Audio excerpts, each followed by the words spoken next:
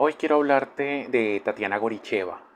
Es una hermosa historia de una mujer rusa que se convirtió al catolicismo tras recitar el Padre Nuestro.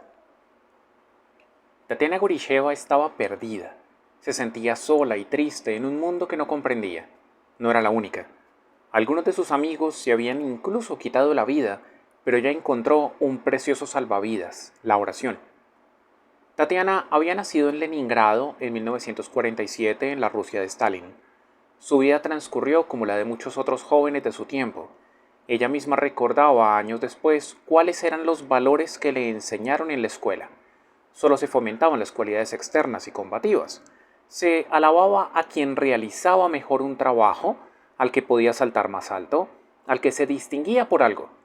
Con ello se reforzó aún más mi orgullo. Mi meta fue entonces ser más inteligente, más capaz, más fuerte que los demás. A Tatiana, esa manera de enfocar el mundo no la satisfizo. Nadie me dijo nunca, aseguró, que el valor supremo de la vida no está en superar a los otros, en vencerlos, sino en amarlos. Amar hasta la muerte, como únicamente lo hiciera el Hijo del Hombre, al que nosotros todavía no conocíamos. En aquellos años, Tatiana se centró en sus estudios y terminó la carrera de filosofía. Tenía una vida intensa, asistiendo a clases, acudiendo a conferencias intelectuales y exprimiendo la noche en compañía de marginados y de gentes de los estratos más bajos, ladrones, alienados y drogadictos. Esa atmósfera sucia me encantaba. Nos emborrachábamos en bodegas y buhardillas, dice. Pero aquella vida en realidad no la hacía feliz.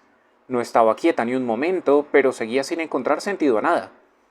Me invadió entonces una melancolía sin límites. Me atormentaban angustias incomprensibles y frías de las que no lograba desembarazarme. A mis ojos me estaba volviendo loca, ya ni siquiera tenía ganas de seguir viviendo. Cuando todo parecía indicar que Tatiana iba a terminar como muchos de sus amigos, perdiendo toda esperanza en el mundo, encontró un pequeño pero poderoso refugio en el yoga y aprendió a relajarse con los mantras. Una de las propuestas de su libro de yoga era recitar el Padre Nuestro. Ella no había rezado nunca esta oración ni ninguna otra. Sus padres la habían bautizado nada más nacer, pero más como un ritual que por una fe profunda. Desde entonces no había recibido ningún tipo de formación religiosa.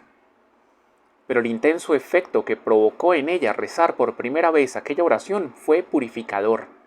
Empecé a repetirla mentalmente como un mantra, de un modo inexpresivo y automático.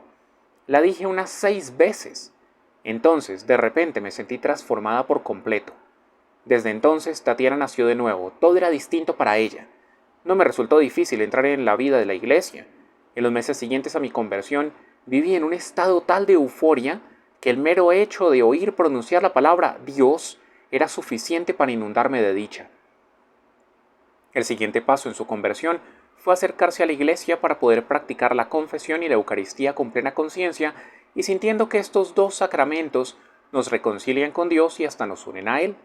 En aquella Rusia de mediados de los años 70, en la que aún no se había desmoronado el telón de acero, Tatiana descubrió que eran muchos los que habían seguido sus mismos pasos de acercarse a Dios y a los santos, pasando de una existencia basada en el ateísmo y en la confianza en presagios y el destino, a una vida cimentada en la religión. En sus palabras, el cristianismo los ha liberado. Estas personas que siguieron el mismo camino de conversión que Tatiana se unieron a ella y se organizaron para crear un seminario religioso filosófico. Ante nosotros acababa de abrirse un mundo nuevo y espléndido que nada tenía en común con ese otro mundo lastimoso, esclavo del materialismo, trivial, pusilánime, donde vivían los hombres que no conocían a Dios, como nosotros mismos poco antes. La primera reunión tuvo lugar en 1973, en un sótano conocido como el número 37. Desde entonces y durante años, el seminario congregó a centenares de personas y tuvo que sortear las constantes amenazas del KGB. La propia Tatiana fue detenida en varias ocasiones e interrogada, y llegó a perder su empleo como profesora. A pesar de las recomendaciones de sus propios padres que no entendían la conversión de su hija y las amenazas reales de terminar como otros compañeros suyos en el Gulag, Tatiana se mantuvo siempre firme.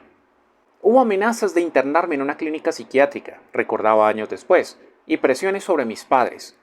Para sobrellevar aquellas duras situaciones se apoyaba en la oración y con una capacidad increíble de autocontrol. No permitía que se adentrasen en mi conciencia. Así sobrevivió muchos años hasta que, sobre todo para impedir mayores consecuencias sobre sus aterrados padres, decidió dejar atrás su patria.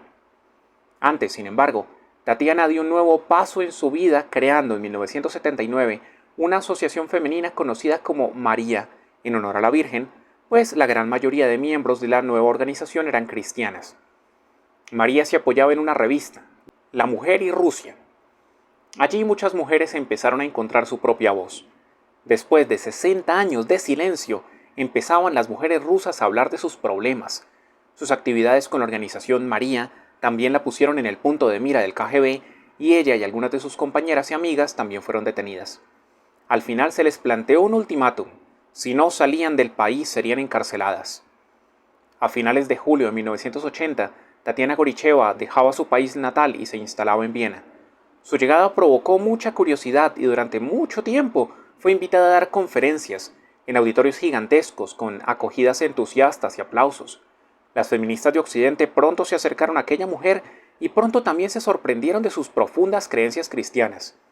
Han sido necesarios no pocos esfuerzos para explicar por qué nuestro feminismo ruso adquirió enseguida un carácter religioso y por qué la mujer rusa moderna solo en la iglesia encuentra libertad y consuelo. Tatiana tenía 26 años cuando el Padre Nuestro le salvó de una vida sin rumbo.